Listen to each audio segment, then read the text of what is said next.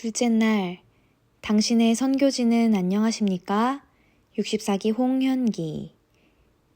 그때 내가 이르되 내가 여기 있나이다. 나를 보내소서 하였더니 이사야 6장 8절. Here am I, send me. 이 문구는 1000명 선교사 훈련원에서 선교사들이 가장 많이 외치는 고백이며 파송을 나갈 때까지 마음 깊이 새기게 되는 말입니다. 매년 하나님의 부르심과 사명을 받은 재림 청년들이 하나님의 말씀과 사랑을 전하기 위해 필리핀 1000명 선교사 훈련원으로 모입니다. 저 또한 그 부르심에 응답하여 13개월이라는 시간을 주님께 맡기기로 결심했습니다. 3개월의 훈련 기간 동안 언어 교육을 포함하여 선교사로서 필요한 신앙, 선교사 정신을 배우고 여러 기능을 훈련하며 열심히 준비했습니다. 그리고 시간이 날 때마다 기도하며 주님께 간구했습니다. 주님, 내가 여기 있나이다. 나를 보내소서. 인터넷도 되지 않고 물과 음식이 부족한 척박한 땅으로 주님의 말씀에 굶주려 말씀을 갈망하는 사람들에게 나를 보내주셔서 지금까지 경험하지 못했던 것들을 경험하게 하여 주옵소서.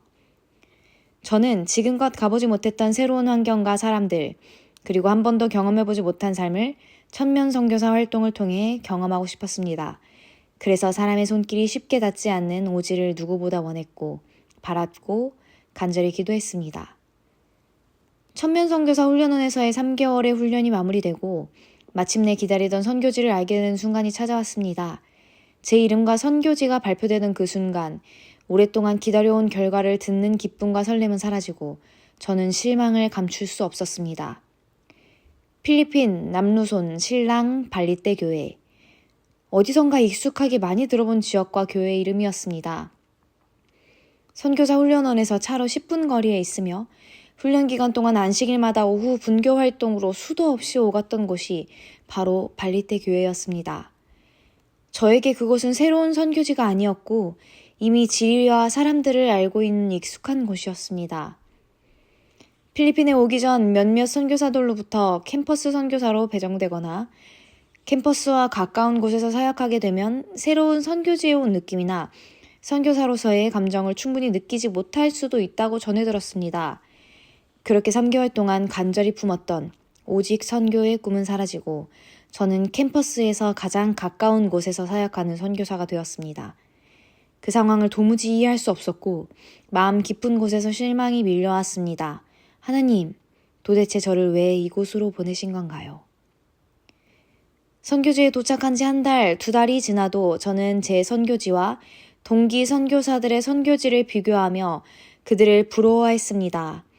제가 경험하지 못한 그들의 특별한 선교 이야기를 들을 때마다 저는 제 선교지를 원망했고 결국 하나님까지 탓하게 되었습니다. 더욱이 필리핀 파트너 역시 선교지에 대해 크게 실망했고 성격과 생각이 많이 달랐던 우리는 서로에게 쉽게 지치며 관계도 점점 어려워졌습니다. 그러던 어느 순간부터 제 입에서는 이런 말이 흘러나오기 시작했습니다. Here I am, send me home. 내가 여기 있나이다. 나를 집으로 보내소서.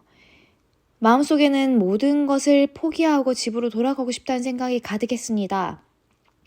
부모님께 마음을 털어놓고 한국으로 돌아갈 비행기표를 알아보기도 했으며 목사님들과 상담을 하며 갈등의 시간을 보냈습니다. 저는 저의 그런 연약한 모습이 너무도 부끄러웠습니다. 파송되기 전 그 누구보다 자신감에 부풀어 주님의 말씀을 붙들고 어디든 나아가겠다고 고백했습니다.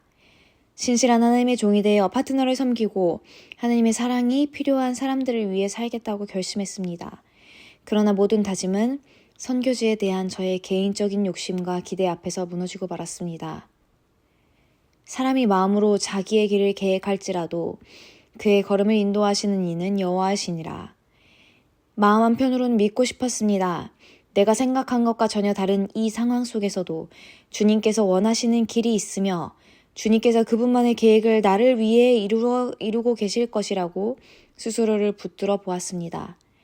그러던 중 캠퍼스 목사님께 한 통의 연락을 받게 되었습니다. 1000명 선교사 6기 선교사님들께서 졸업 30주년을 맞아 재선교지 교회에서 전도회를 진행하고 싶어 하신다는 소식이었습니다. 그때만 해도 이 일을 계기로 제 선교사 생활의 방향이 바뀌게 되리라고는 전혀 생각하지 못했습니다. 파송 이후 처음 맞이하는 봉사팀이기에 더욱 열심히 준비했습니다. 6기 선교사님들과 그 가정들을 맞이하여 4일간 전도회를 진행했습니다. 한국에서 보내온 수많은 의류와 학용품, 간식들을 정리하고 교회 간판과 표지판을 새로 만들어 설치했습니다. 전도회 초대장을 들고 집집을 방문하여 사람들을 초대했고 저녁에는 어린이들을 위한 프로그램과 어른들을 위한 말씀을 전했습니다. 교회는 사람으로 가득 찼고 말씀 앞에서 눈물을 흘리는 이들을 제 눈으로 직접 보게 되었습니다. 그리고 어느 날 평소 친하게 지내던 한 아주머니가 저를 찾아와 조용히 이렇게 말씀하셨습니다. 나 침례 받고 싶어. 그 말을 듣는 순간 저는 기쁨을 주체할 수 없었고 눈물을 참을 수 없었습니다. 사실 파송 이후 약 3개월 동안 눈에 보이는 아무런 열매도 없었습니다. 선교지를 타고 파트너를 원망하며 모든 것을 포기하고 집으로 돌아가고 싶다는 생각만 가득했던 시간이었습니다. 그러나 하나님께서는 6기 선교사 봉사팀을 보내셔서 전도회를 이끄셨고 그 전도회를 통해 84명의 아이, 30명의 어른, 그리고 3명의 침례자가 나오게 하셨습니다. 그때 저는 분명히 깨달았습니다. 하나님께서 이 선교지를 정말로 사랑하고 계시며 지금도 살아서 일하고 계신다는 사실을 말입니다. 그 이후로 저는 비로소 제 욕심을 내려놓을 수 있었습니다. 다른 선교지와 비교하는 마음을 내려놓고 이 모든 것을 하나님께 맡기게 되었습니다. 이 선교지에서 일하시는 분은 제가 아니라 온전히 살아계신 하나님이심을 인정하게 되었습니다. 그 후로도 하나님께서는 제가 선교지에 있는 동안 5팀의 봉사를 더 보내주셨고 수많은 증언과 능력으로 사람들이 변화되고 하나님을 믿기로 결심하는 모습을 보게 하셨습니다. 또 모든 선교 기간을 마치기 전에는 뇌졸중으로 우반신이 마비되어 걷지 못하던 아저씨가 발 마사지를 통해 한 달도 채 되지 않아 다시 걷게 되는 놀라운 회복의 장면도 목격하게 되었습니다. 저는 하나님께서 늘 새로운 경험을 구해왔습니다. 처음 선교지를 보았을 때 이곳에서는 그런 경험을 할 수 없으리라고 생각하며 낙심했습니다. 그러나 지금 돌아보니 하나님의 계획 속에서 제가 구하고 원했던 모든 기도는 이미 이루어지고 있었습니다.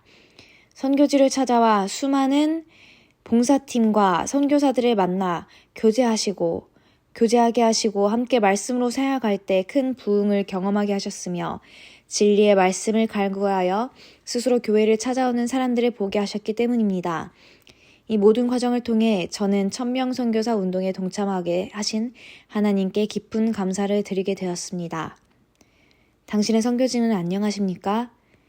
혹시 지금 당신이 처한 상황을 바라보며 하나님을 원망하고 있진 않으십니까? 하나님께서 정말 나를 이끌고 계신 것이 맞는지 끊임없이 확인하고 있진 않으십니까? 기억하십시오. 주님께서는 반드시 계획이 있습니다. 우리가 그분의 계획을 다 알지 못할 뿐입니다. 이해하지 못하고 눈앞의 상황만 바라보게 되는 것은 우리의 연약함 때문입니다. 그러나 아무리 힘든 상황 속에서도 주님을 신뢰하며 기다릴 때 하나님께서는 우리의 기도를 들으시고 동역자들을 보내시며 하나님의 크신 계획에 동참하게 하십니다. 재림교회 학생과 청년 여러분, 지금 처한 상황 속에서 불평하기보다 있는 그곳에서 하나님의 계획과 은혜를 발견할 수 있기를, 그리고 그렇게 되기를 기도하길 간절히 소망합니다. 하나님께서는 인간의 연약함을 통하여 당신의 능력을 가장 분명히 나타내신다. 교회 증언 3장 26절.